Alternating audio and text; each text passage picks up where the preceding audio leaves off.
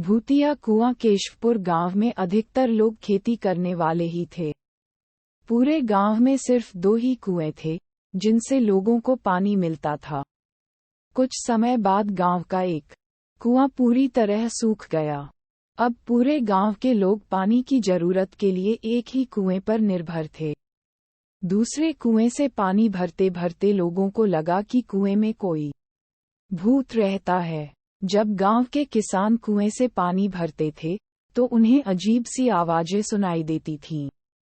खेती करने वाले पुरुषों की पत्नियां तो डर के मारे कुएं के आसपास भी नहीं आती थीं। धीरे धीरे पूरे गांव में बात फैल गई कि कुआं भूतिया है। अब रात के समय कोई भी कुएं के पास नहीं जाता था। इसी बीच गांव का एक बच्चा कहीं खो गया। काफी ढूंढने के बाद भी बच्चा जब नहीं मिला तो कुछ लोग कुएं के पास बच्चे को देखने के लिए गए। वहां पहुंचे लोगों ने बच्चे को कुएं के अंदर मरा हुआ पाया।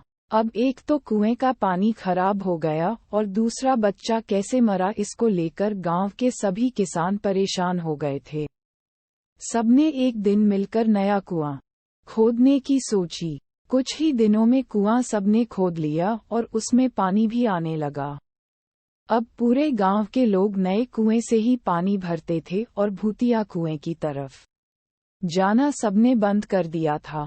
बड़े लोग तो समझदार थे, इसलिए कुएं के आसपास नहीं जाते थे, लेकिन बच्चे वहां अक्सर खेलने के लिए पहुंच जाते थे। एक दिन 4-5 बच्चे भूतिया कुएं के पास खेल रहे थे, तभी एक बच्चा कुएं में गिर गया। उसके चीखने की आवाज सुनकर पूरे गांव वाले दौड़ते हुए भूतिया कुएं के पास पहुंचे। उन्होंने कुएं के अंदर देखा तो बच्चा मरा हुआ दिखा। सबने उस बच्चे के साथ खेल रहे दूसरे बच्चों से पूछा, आखिर क्या हुआ था? बच्चों ने कहा, वो खेलते खेलते पानी को देखने गया और अचानक कुएं में गिर पड़ा। इस हादसे के बाद गांव वालों ने तुरंत एक तांत्रिक को जाकर कुएं के पास बुलाया। वहां पहुंचकर तांत्रिक ने बहुत सारे मंत्र पढ़े, जिसे सुनकर भूत सबके सामने आ गया। तांत्रिक ने अपनी विद्या का इस्तेमाल करके उस कुएं को छोड़कर जाने के लिए कहा। भूत ने तांत्रिक की बात को मानने से इनकार कर दिया। तांत्रिक ने पूछा, तुम क्यों नहीं जाओगे? यहाँ आकर बच्चे मर रहे हैं, इसलिए तुम्हें जाना ही होगा।